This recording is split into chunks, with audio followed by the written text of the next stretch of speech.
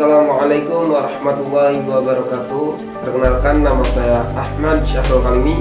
Saya dari kelas A5 R1. Saya di sini akan menjelaskan mengenai pembelian obligasi perusahaan anak oleh perusahaan induk. Obligasi adalah istilah pasar modal yang berarti surat pernyataan utang kepada pemegang obligasi. Penerbit obligasi merupakan pihak yang memiliki utang dan pemegang obligasi adalah pihak yang berpiutang. Misalnya saya adalah sebuah perusahaan yang membutuhkan dana untuk mengembangkan usaha saya, maka saya menerbitkan obligasi. Contoh, PT X membeli surat obligasi saya dan PT X memberikan sejumlah uang kepada saya, berarti saya memiliki hutang kepada PT X melalui obligasi. PT X memiliki piutang kepada saya karena PT X sudah membeli obligasi saya. Obligasi antar perusahaan. Yang A, obligasi antar perusahaan akan menghasilkan. Poin pertama, piutang usaha dan utang usaha resiprokal baik untuk pokoknya maupun bunganya. Poin yang kedua, pendapatan dan beban resiprokal. Yang B, transaksi resiprokal harus dieliminasi. Yang C, perubahan tingkat suku bunga pasar akan mengakibatkan perbedaan antar nilai buku dan nilai pasar obligasi. Poin yang pertama, jika tingkat suku bunga pasar meningkat, maka nilai pasar kewajiban lebih kecil daripada nilai buku, sehingga penerbit akan merealisasikan keuntungan. Poin yang kedua, sebaliknya apabila nilai suku bunga menurun, maka penerbit obligasi memiliki kerugian.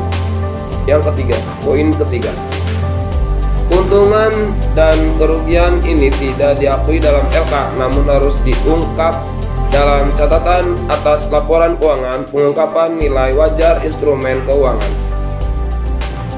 Transaksi obligasi antar perusahaan. Saat perusahaan menerbitkan obligasi, kewajiban obligasinya akan mencerminkan tingkat suku bunga pasar yang berlaku saat ini. Dalam transaksi obligasi antar perusahaan, perusahaan dapat merealisasi tetapi tidak mengakui keuntungan atau kerugian atas obligasi dengan menebus atau menarik obligasi yang beredar. Terdapat dua jenis penarikan. Yang pertama, penarikan aktual dapat dilakukan oleh perusahaan penerbit obligasi atau perusahaan induk maupun anak dengan menggunakan sumber-sumber yang ada untuk membeli dan menarik obligasinya. Yang kedua atau yang B, penarikan konstruktif. Perusahaan aviasi atau perusahaan induk atau anak dapat membeli obligasi dapat dari perusahaan penerbit di mana obligasinya ditarik secara konstruktif. Hal ini berarti bahwa obligasi ditarik untuk tujuan laporan konsolidasi karena obligasi dan utang obligasi bersifat resiprokal yang harus dieliminasi di proses konsolidasi. Akuisisi obligasi perusahaan induk. Perusahaan anak menerbitkan obligasi, kemudian obligasi yang beredar dibeli oleh perusahaan induk melalui pasar obligasi. Contoh, PT Anak adalah perusahaan anak yang dimiliki 80% oleh PT induk. PT Anak menjual obligasi kepada publik dengan nilai nominal Rp1.000.000 berbunga 10% dengan jangka waktu 10 tahun. Pada nilai nominalnya pada tanggal 2 Januari 2016, 1 tahun kemudian 31 Desember 2016, PT induk membeli obligasi tersebut sebesar Rp100.000 dengan harga beli Rp104.500 melalui pasar obligasi. Jurnal yang harus disusun.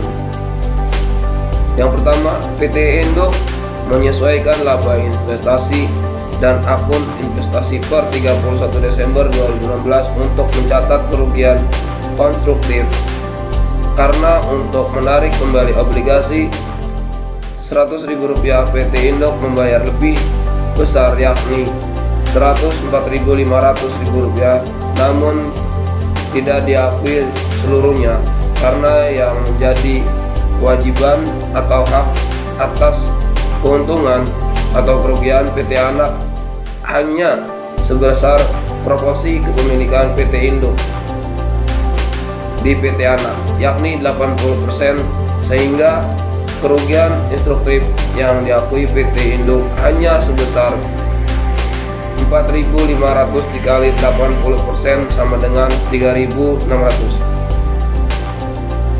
Laba dari PT anak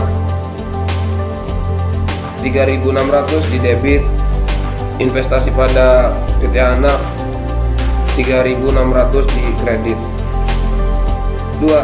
Mencatat kerugian dan mengeliminasi jumlah resiprokal investasi dan kewajiban obligasi kerugian atas penarikan konstruktif obligasi sebesar Rp3.600. Jadi utang obligasi Rp100.000 di debit, investasi dalam obligasi Rp103.600 di kredit. Obligasi perusahaan anak dibeli oleh perusahaan induk. Yang pertama, dalam ilustrasi bagian ini bahwa perusahaan anak adalah perusahaan aviasi penerbit dan penarikan konstruktif obligasi mengakibatkan kerugian bagi entitas konsolidasi. Yang kedua, Pro Corporation memiliki 90% saham berhak suara SKI Operation kepemilikan.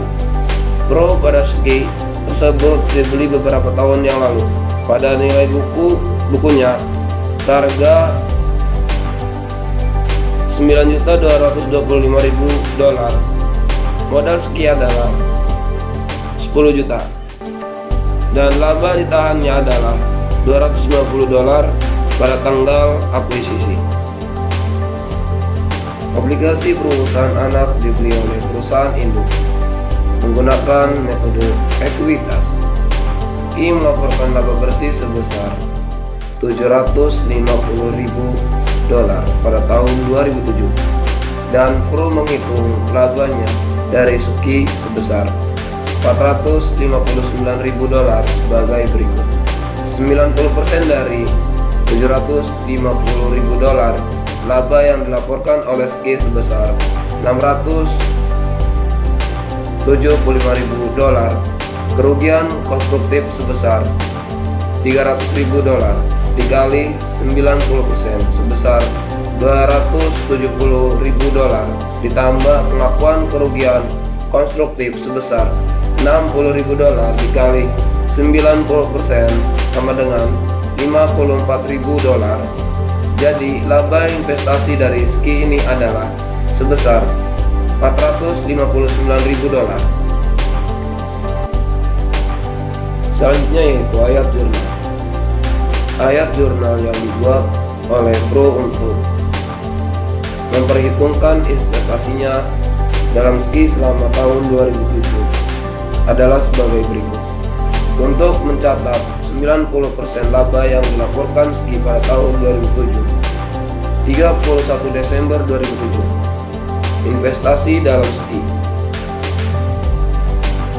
$675.000 di debit, laba dari SKI $675.000 di kredit. Untuk menyesuaikan pendapat investasi dari SKI terhadap 90% kerugian atas penarikan konstruktif obligasi SKI 31 Desember 2007, laba dari SKI $270.000 di debit, investasi dalam SKI $675.000 di kredit. Kelanjutan ayat jurnal.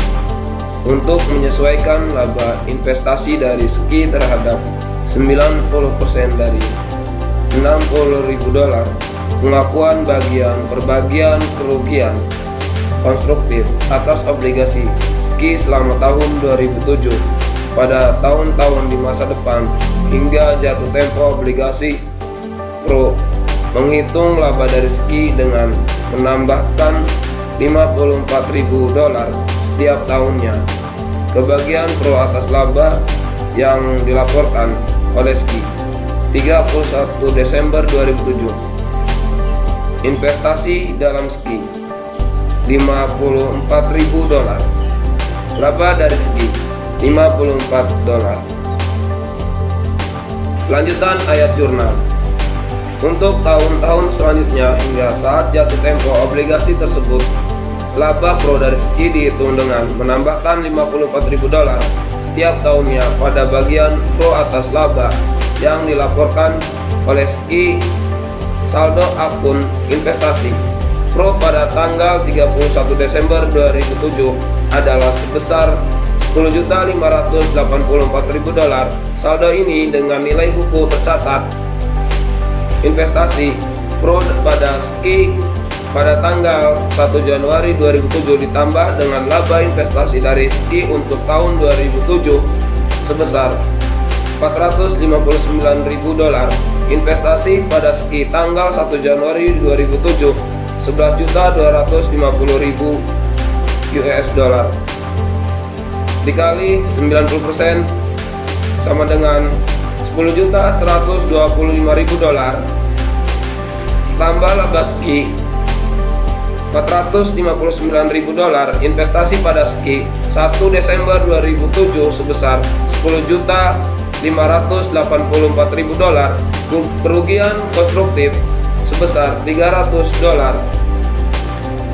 Atas obligasi antar perusahaan tampak dalam laporan laba rugi konsolidasi untuk tahun 2007 karena obligasi SKI dengan nilai nominal $5 juta telah ditarik secara konstruktif, maka neraca konsolidasi menunjukkan utang obligasi sebesar $5 juta dan disagio atas obligasi sebesar $120.000 berhubungan dengan obligasi yang dimiliki oleh pihak luar entitas yang dikonsolidasikan.